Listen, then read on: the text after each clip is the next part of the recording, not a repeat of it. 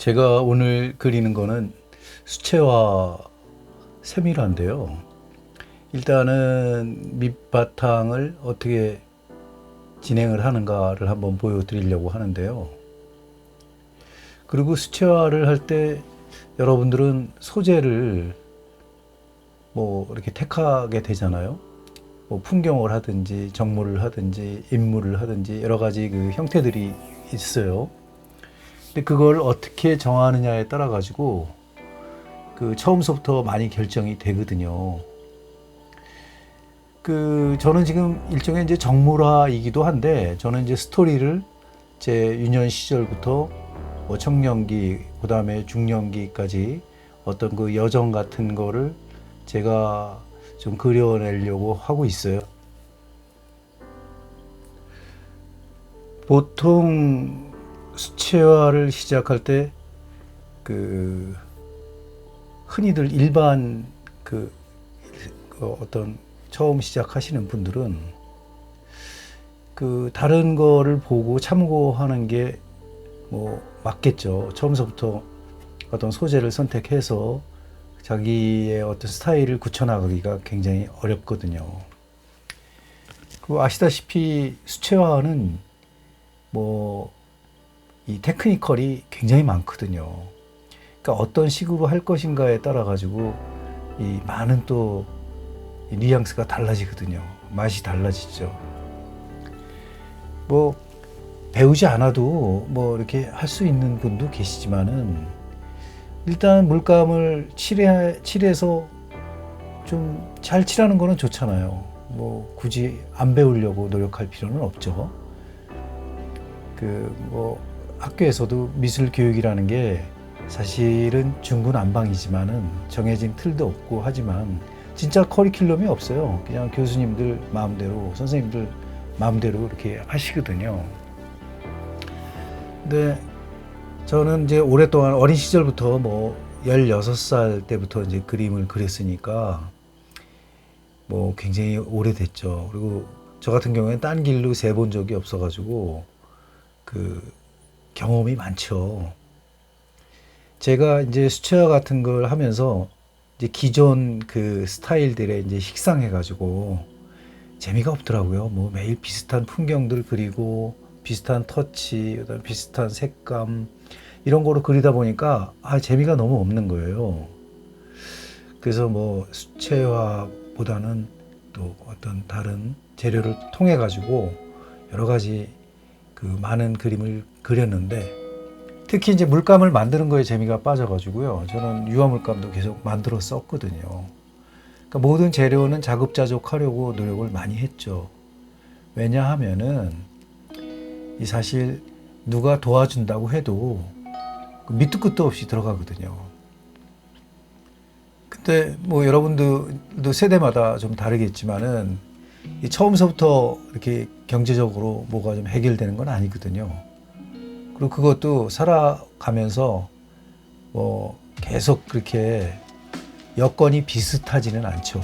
항상 변화가 있는데, 그런 와중에 가령 뭐 그림을 한 중급 정도 이상으로 좀 많이 진행을 됐다. 그런 분들한테 제가 오늘 말씀드리고 싶은, 그다음에 보여드리고 싶은 거를 보여드리는 거는, 일단은 너무 비슷해요, 작품들이. 그러니까 개성이 없다고. 그 개성에는 소재도 소재지만은 테크니컬도 마찬가지죠.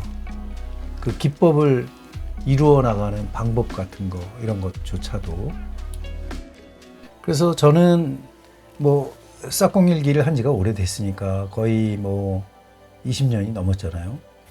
그래서 소재의 다양성에 대해 가지고 이 어렸을 때부터 여러 가지 섭렵해 본 거를 바탕으로 해서 이 재료를 매일 바꿔가면서, 그다음에 여러 가지 소재도 바꿔가면서 그런 스타일을 많이 그림을 그려왔어요. 그렇기 때문에 이제 여러분들한테 보여줄 때 좀 더 다양하게 보여드릴 수가 있는 건데, 일단은 수채화를 이렇게 선택을 하셨으면은 그 소재를 가급적이면은 뭐 인터넷이나 뭐 여러 가지 사진이나 이런 거를 자꾸 참조하시려고 하는데, 사실 그런 거는 별로 이렇게 그 독창성 있는 그런 작품을 만들어내기가 어려워요. 이제 뭐 자료 수집을 철저히 해가지고 여러 가지 스타일을 만들어낼 수는 있어요. 없는 건 아닌데, 뭐 특히 우리 그 만화를 그리는 그 웹툰 작가들이나 이런 분들은 그 여러 가지 뭐 인터넷에서 이 이야기들, 스토리를 많이 따오거든요. 그 뭐 작가들의 어떤 이야기라든가 작가들이 그 살았던 배경이라든가 이런 거를 뭐 노르웨이의 숲이다 그러면 거기를 참조를 해야 될 거 아니에요. 그런데 가보지 않은 이상 그거를 그려내기가 좀 어려우니까 그 참조를 많이 한다고요. 그렇게 해서 뭐 재창조를 하고 그러는데, 뭐 그런 경우도 있지만, 이제 우리 지금 그 수채화를 일반적인 보편적인 수채화를 하시는 분들에게 말씀을 드리자면은, 소재를 선택할 때 가급적이면은 남들하고 다른 소재를 택하는 게 유리하죠. 그리고 좋죠. 신선하고. 이제 그런 걸 말씀드리는 건데, 그러면은 어떻게 해야 되느냐? 저 같은 경우는 지금 제가 그리고 있는 이 소재조차도 다 제가 가지고 있는 그 소재들이에요. 저는 예전에 그 싹공일기를 계속 해오면서 남의 거를 뭐 베낀다거나 이러기가 좀 싫어가지고 일부러 뭐 컬렉션 아닌 컬렉션, 완전히 잡다한 거죠. 그래서 여러 가지를 이제 수집도 하고 보이는 대로 또 뭐 이렇게 구하고 뭐 빈티지부터 뭐 여러 가지를 다 섭렵하는 거죠. 그래서 마치 화실이 뭐 이 골동품상을 방불할 정도로 많이 쌓여 있고 또 많이 버리기도 하고 많이 나누어 주기도 하고 그랬는데, 근데 그런 게 이제 어떤 그 소재 선택을 하는 데 있어 가지고 굉장히 도움이 되거든요. 그리고 이제 뭐 그리는 스타일에서도 어떤 배경이라든가 그다음에 정물 배치 뭐 이런 것조차도 차별화를 두기 위해서 노력을 많이 하죠. 제가 이제 즐겨 쓰는 방법은 부감법인데, 그 마치 겸재정선이 그 금강산에 올라가지고 어떤 언덕을 넘어가는데 그 표충사가 보인단 말이에요. 그러면 그 높은 데서 바라보는, 하늘에서 바라보는 것 같은 그런 풍경이잖아요. 이제 그런 거는 이제 우리가 부감법이라고 하는데, 마치 그 높은 곳에서 가령 비행기라든가 헬리콥터라든가 여러 가지 그 높은 곳에서 바라보는 풍경들, 이런 것에 이제 관심이 좀 많아가지고 제가 캠핑 같은 걸 좋아하다 보니까 산 꼭대기에서, 가령 설악산 대청봉에서 보는, 설악산 대청봉이 맞나? 잠깐만요. 이거 틀리면 안 되는데. 대청봉이 맞네요. 하도 안 가봤더니 뭐 여러 번 가봤어도 그것도 한 10년이 넘어버렸네요. 예전에 단풍이 막 그 있을 때는 일부러 찾아가서 스케치도 하고 그랬는데, 뭐 그런 열정이 사실 조금 없어지긴 했죠. 대청봉은 1700이 넘죠. 1708m인가 그럴 거예요. 우리나라에서 세 번째로 높은 산인데, 뭐 한라산 1950 정도 될 거예요. 그다음에 지리산도 있고 거기도 1900이 넘어갈 거예요. 이 어떤 이 높은 곳에서 바라보는, 가령 대청봉에서 바라보는 그 속초 시내라든가 속초 앞바다, 그렇게 한눈에 그 밑에 이렇게 보이잖아요. 이제 그런 풍경을 좋아해가지고 정물을 할 때도 제가 블러썸 시리즈를 위에서 내려다보는 그 꽃병이나 화병이나 그런 도자기 그런 거를 보거든요.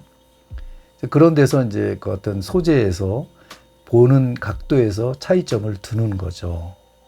이제 그런 식으로 이제 선택을 하고, 그 너무 흔한 그 어떤 소재를 가지고 뭔가 특이하게 뭔가를 만들어내겠다? 근데 그런 것조차도 사실은 자기만 모를 뿐이지 또 똑같은 생각을 하고 있는 사람이 계실 거예요. 이 지구상이 아무리 뭐 좁다고 해도 요즘은 좁다고 하잖아요. 뭐 비행기 타고 금방금방 가니까. 하지만은 사람들은 많고 생각은 비슷하고 그래요. 왜냐면 우리가 이 매스컴이라든가 인터넷이라든가 이런 거를 자꾸 참조를 하기 때문에 그 생각조차도 비슷해지는 거예요. 독창적인 특별한 것을 내기가 굉장히 어려워요. 그림도 마찬가지예요. 내가 지금 그리고 있는데 어느 순간에 누가 딴 사람이 그린 거일 수도 있어요. 자기도 모르는 사이에 본 거일 수도 있고, 흔한 경우로 그런 경우가 많아요. 막 그 작가들끼리 싸운다고, 네 거 내 거를 베꼈느니 뭐 하느니, 근데 그거를 조차 물론 그 인지하지 못하는 사람도 있어요. 베끼는 거에 대해 가지고. 근데 그런 게 사실 미술에서는 그 통용되는 하나의 또 그 관례거든요. 왜냐면 이 예전부터 온고이지신이라고 해가지고 옛 것에서 새로운 것이 나온다, 이런 생각을 가지고 있는 분야 중에서 가장 그 대표적인 게 이 미술 쪽이거든요. 이 미술은 이 저작권법에서 이 고유 명사, 가령 이제 그 인디아나가 그 러브라는 그 조각을 해가지고 돈을 못 벌었잖아요. 그 저작권법에 그거는 사람들이 많이 쓰는 러브는 고유명사이기 때문에 저작권으로 너만 썼다고 할 수가 없다, 뭐 이런 식으로 해가지고 굉장히 그분이 시리에 빠져가지고 고생을 많이 하신 분이에요. 그 러브를 그 제작한 인디아나가. 그렇듯이 그 어떤 사람들이 너무 흔하게 보는 어떤 그런 거에 대해서 저작권을 그 매기기가 힘들어요, 진짜 솔직히. 그 하다못해 이제 물방울을 그리는 우리 작가님이 계셨는데 돌아가셨죠, 몇 해 전에. 얼마 안 됐죠. 근데 그분하고 똑같이 그리는 사람도 있어요. 그러면서 그 법에 안 걸리려면은 이제 사인만 다르면 되거든요. 이제 이런 경우가 생긴다고. 이제 그런 것조차도 세인들한테 잠시 시선을 끌 수는 있지만은, 끌 수는 있어요, 시선을. 하지만은 이 그리다 보면은 그조차도 예술적인 의미에서, 그다음에 자기 생을 이어나가는 작가적 입장에서는 그게 재미가 없다고. 남의 거를 보고 그렸기 때문에. 그래서 다르게 그린다라는 그런 거에 대해서 굉장히 민감해요, 이 작가들이. 그래서 거기서 제일 가볍게 생각할 수 있는 게 소재의 다양성이잖아요. 소재를 그리는데 뭐 처음부터 내가 물방울을 내 거다라고 하고 하기에는 좀 말이 좀 안 맞잖아요. 근데 이제 구도에서 가령 지금 제가 이 군용 가방하고 군용 식기들, 저 식기는 이제 영국 에서 쓰는 영국 군인들이 쓰는 반합하고 스웨덴 군인들이 쓰는 컵이에요. 이제 유럽에 있을 때 이제 저런 거를 소재를 모으는 거죠. 뭐 골동품 시장 가면 엄청 쌉니다. 저런 거 뭐 하나에 비싸봐야 2, 3만 원, 아주 비싸면 5만 원 정도 넘어가지 않거든요. 그래서 저런 거를 이제 캠핑용으로 처음엔 구입을 하는 거죠. 캠핑조차도 좀 나는 색다르게 하겠다, 이런 생각이 있거든요. 뭐 비슷할 필요는 없잖아요. 그래서 거기서 차별화를 두는 거예요. 직접 보고 그리겠다라는 그런 마음이 굉장히 강해요, 저는. 그 남의 사진이나 남의 것을 차용해가지고 하기가 점점 싫어지더라고요. 그거는 왜 그러냐 하면은, 원래 그 한 미술 사조가 탄생을 하잖아요. 이제 모더니즘에 지쳐가지고 탈모더니즘을 하는 작가들이 많이 생겨나게 된다고. 그거에 이제 공부를 조금 예전에 했었는데, 그거를 말하자면 포스트 모더니즘이라고 하는데, 그런 공부를 하다 보니까 이거 차용에 대해서도 나중엔 실증이 나더라고. 뭐 굳이 그럴 것까지 뭐 있어. 내가 내 소재를 잘 개발해서 내가 내 스타일을 만들어내면 되지. 뭐 이런 그 생각을 저는 많이 하거든요. 저는 그림의 소재나 스타일을 바꾸는 데에 대해서는 주저하지 않아요, 진짜. 그러니까 다른 사람들하고 경쟁하기가 싫어요. 어느 하나를 가지고 진짜 뭐 최고의 어떤 그 난이도 있는 작품을 만들어 가지고 내가 성공하겠다 이런 생각이 없어요. 뭐 그런 데에 대해서는 여러분들한테 가르쳐 줄 뭐 이렇게 좀 이 소스를 줄 그런 게 좀 적어요, 사실은. 그런 방법에 대해서는. 뭘 그려야 됩니까? 라는 데에서 뭘 그리세요? 이런 거는 진짜 해줄 말이 없어요. 하도 제가 그 많은 그 생각을 가지고 뭐 즐기고 있기 때문에. 어떻게 보면은 내 마음대로죠. 엿장사 마음대로죠, 진짜. 그런 그 기질이 있기 때문에 이 소재를 선택하는 데에 대해서는 철저하게 나만의 것을 선택하겠다라는 게 좀 강하거든요. 근데 우리 구독자님들 중에서 그림 그리시는 분들은 저는 그렇게 했으면 좋겠어요. 지금 이제 아직 그 길에서 제대로 갈피를 못 잡으시는 분들이 계시다면은 그랬으면 좋겠어요. 그리고 소재도 그렇게 선택을 하고 어떤 그려 나가는 스타일도 좀 바꿨으면 좋겠어요. 제가 처음에 이제 이거 그 바닥을 오늘 입혔잖아요. 이 바닥을 입히고 이제 뭐 요게 다 끝나면은 새 필 가지고 뭐 사실 묘사를 할 거예요. 이 사실적인 묘사는 제가 좋아하는 분야라 뭐 예전에 그 뉴욕에 갔는데 그 모마에 그 앤드류 와이어스 작품이 걸려 있었어요. 어떤 여인을 그렸는데 풀밭 위에 누워서 먼 집을 바라보는 그런 풍경이었는데 그 풀떼기 하나까지도 자세히 그리는 그 작가 정신을 보고 굉장히 놀랐어요. 그러니까 사람의 시선을 끄는 게 여러 가지가 있는데 그런 또 세필화만큼 또 사람의 시선을 잡아두는 게 없거든요. 근데 요즘은 어때요? 뭐 설렁설렁 그냥 뭐 오늘 하루에 다 끝내려고 하고 뭐 야외 스케치 가면은 끝내려고 하고 그런단 말이에요. 근데 그런 게 아무리 빨리 끝내도 그 기법이라든가 그런 걸 보여주는 그런 스타일들은 너무나 많은 사람들이 그걸 공유하고 있다고. 그러니까 독특한 게 별로 없어요. 그냥 비슷한 거일 뿐이죠. 제가 뭐 여러 번 말씀드렸지만 이 지구상에는 비슷한 게 너무 많아요. 그리고 진짜 아까 말씀드렸다시피 막 싸워요. 이건 내가 먼저 그렸느니 네가 먼저 그렸느니 뭐 경우에 따라서는 소송까지도 하겠다고 그런 분들도 계시다고. 근데 그러면 안 돼요. 그조차에서도 경쟁이라고 생각하면 안 되거든요, 사실은. 부끄러운 일이죠. 그렇게 한다는 거는. 모든 거는 다 공유할 수 있고 경우에 따라서는 내가 그리고 있는 이 그림 자체가 소멸이 될 수도 있어요. 왜냐하면은 세인들이 즐거워하지 않고 관심 없어 하면은 자연스럽게 묻히는 거거든요. 저도 이 오랜 세월을 갖다 그림 그렸지만 제가 뭘 그렸는지조차 모를 때도 많아요. 뭐 어느 날 툭툭 튀어나오는 이런 그림들을 보면 야, 내가 이걸 언제 그렸지? 이때 생각은 뭘 하고 있었지? 이렇게 이제 그걸 생각해 보게 되는데 어떤 때는 기억이 하나도 안 나는 경우도 있어요. 정말로. 야, 이게 내 그림이야? 할 정도로. 그래서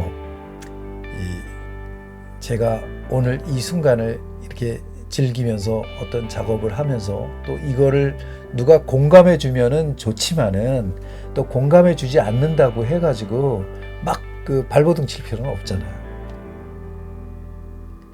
그래서 제가 오늘 이 칠하는 수채화의 기법은 사실은 이 아까 내가 평붓을 썼잖아요. 이 평붓은 그라데이션 할 때 굉장히 좋거든요.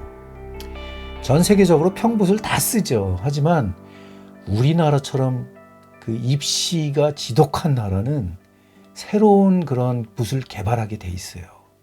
아주 최적화되는 붓들이 있죠. 입시 미술에 최적화된 붓들. 그게 바로 아까 쓴 그런 붓들이에요. 약간의 그 사선붓이라고 하거든요.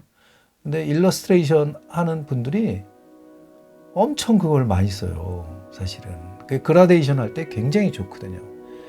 그라데이션은 뭐냐면 밝은 하이라이트 부분하고 어두운 부분하고 칠해갈 때 단계적인 그런 기법을 내주는 거예요. 흐린 면, 중간 면, 어두운 면을 넓게 칠해서 이렇게 그라데이션을 해준다고.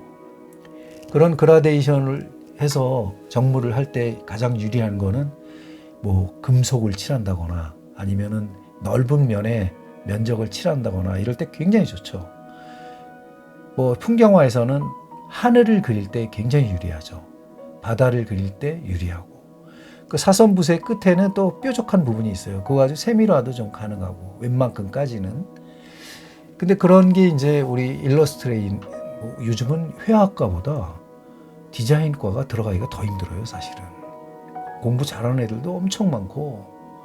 그 요즘은 서울 시내에 있는 그 디자인과만 나와도 성공하는 거예요, 진짜. 너무 어려워요. 그러니 거기에서 그 경쟁에서 살아남은 재료들이 있다고 또. 그 중에 하나가 그런 평붓이에요. 다른 붓들은 전 세계에 다 있는 것 같아, 진짜. 그야말로. 근데 그런 붓들은, 특화된 붓들은 우리나라에만 있을 거예요. 제 말이 맞나요? 뭐 여러 가지 이제 입시 미술을 거쳐간 분들은 제 말에 대해서 수긍하는 사람도 있고 안 하는 분도 있고 그러는데, 그 저는 한 세대를 거의 다 둥근 붓을 사용했었거든요, 사실은. 근데 이런 평붓이나 이런 거는 예전에 그 군대 가기 전에 잠깐 우리 어떤 친구 화실에 가서 기숙한 적이 있거든요, 제가. 집이 인천이라 그 남해 화실에 가서 먹고 자고 한 적이 있어요. 그때 보니까 입시 미술을 하는 학생들 보니까 구성을 하더라고요, 포스터 물감으로. 근데 그 학생들이 그 넓은 면적을 칠하는 걸 보고, 야, 저렇게 빨리 칠할 수 있구나 할 때 그 평붓을 처음 내가 그 수채화붓으로 본 거예요. 야, 그래서 저거는 나중에 언젠간 내가 써먹을 때가 있겠다 하고 있었죠.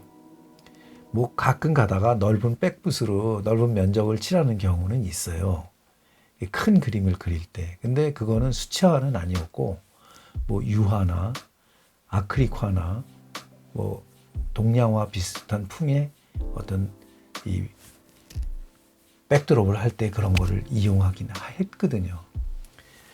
근데 요즘 그 그라데이션 하는 기법들이 엄청 발전했기 때문에, 야, 그러면은 세밀화를 할 때 저 바닥을 좀 편하게 그라데이션을 한 다음에 그림을 그려보자, 이런 생각을 하게 된 거예요.